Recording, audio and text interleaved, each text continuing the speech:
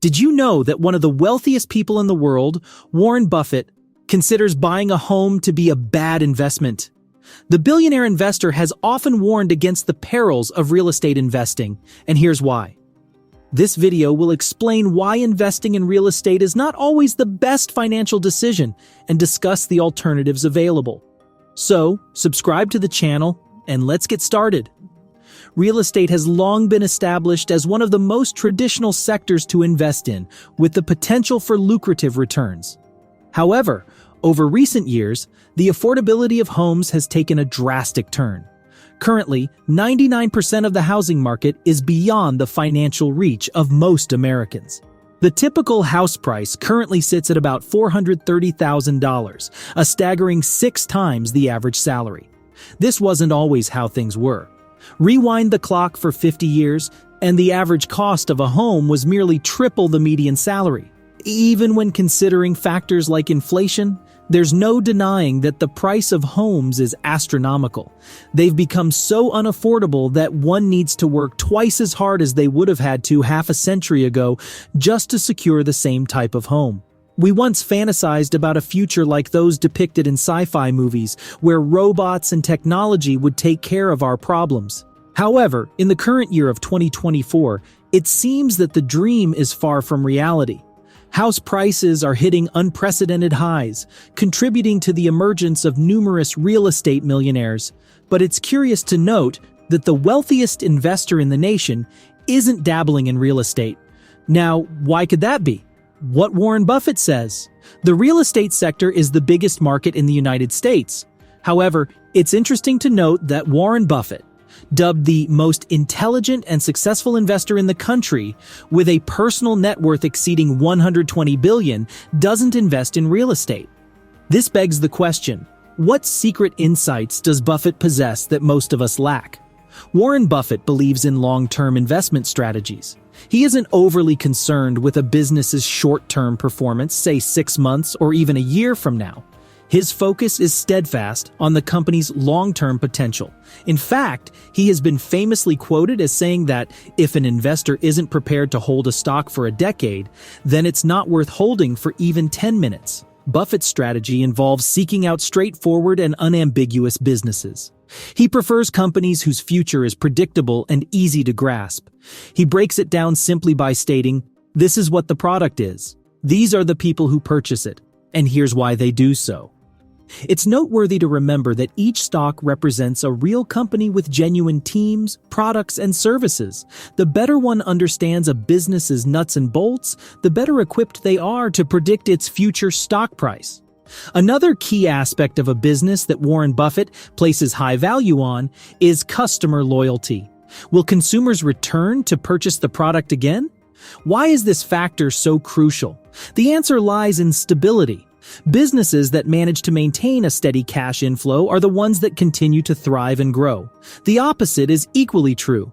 A business that struggles to maintain customer loyalty will remain unpredictable and could lead to a high risk of failure. Real-life examples. Let's consider the case of Coca-Cola. Coca-Cola has attracted the investment of Warren Buffett to the tune of hundreds of millions of dollars. Thanks to Coca-Cola, he's earned billions of dollars, and despite the year being 2024, he has no intention of selling his shares.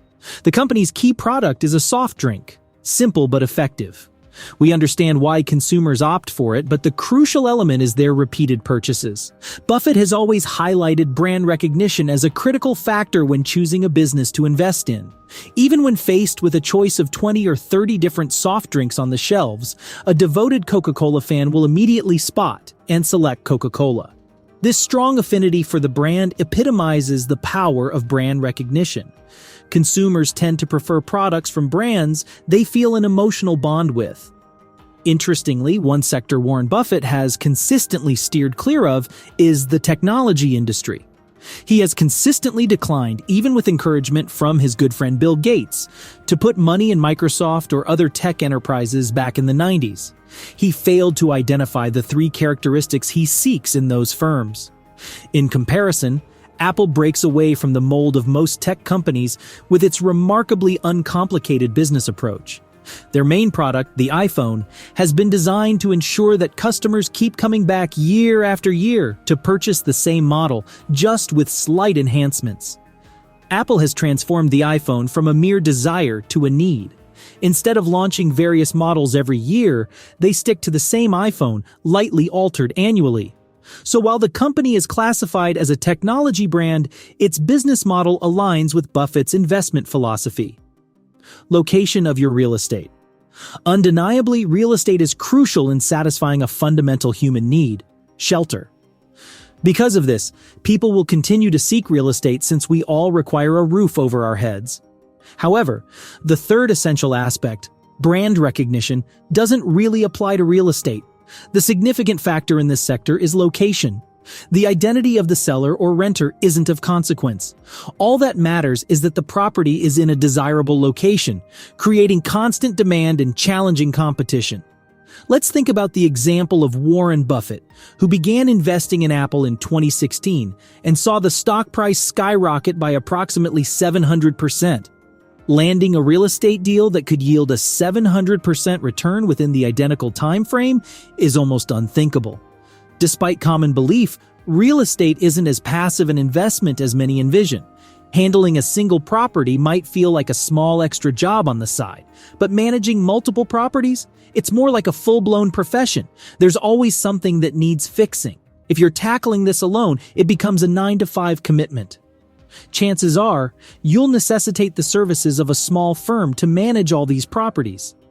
Possessing a property doesn't guarantee that it will always be occupied.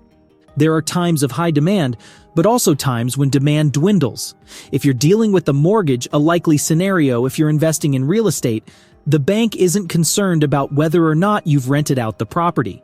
The mortgage payments must continue to be met regardless. So, if you find yourself in a lull period, your investment remains at risk. Types of mortgages affecting your real estate. Here in the United States, you'll find numerous companies and government schemes that provide attractive low or even no money down mortgage options. However, it's important to bear in mind that such mortgages can pose a high risk. A quick glance at the surge of foreclosures during the massive financial crisis will show how such risks predominated among those who bought properties with minimal or zero down payments at the market's topmost point.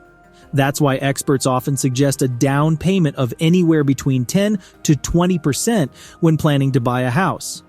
Additionally, it's crucial not to overlook the mortgage interest rate, which essentially is the cost you pay to the lender for borrowing the money required to finance your home purchase. As of now, the prevailing interest rate on a 30-year mortgage in the U.S. is around 7%, which makes it the priciest period for house purchases through borrowed money in almost 20 years. The calculations can get complicated, but to put it simply, around 7% of your loan balance annually goes to the bank as interest at the current rate. When you account for the overall life of a mortgage, these interest payments can sum up to a significant amount. Next, let's discuss private mortgage insurance, or PMI. Lenders generally require PMI for borrowers who can't afford a down payment of 20% or more. This is essentially a safety net for the lending institution if a borrower starts defaulting on payments. PMI might increase your monthly mortgage payment by a couple of $100s, depending on your loan balance. You should also plan for property taxes, which can fluctuate greatly based on your location and are usually calculated annually, taking into account the appraised value of your property. In some states, property taxes may even surpass your house's mortgage payment. The funds gathered from property taxes are directed towards communal services such as schools, libraries, local government functionaries, and first responders. Property taxes can range from a few $1,000s in states with a lower cost of living to tens of thousands for high-value properties in high-tax states. So, this brings us to the question, is it worth investing in real estate compared to other assets? It ultimately depends on your investment philosophy and risk tolerance.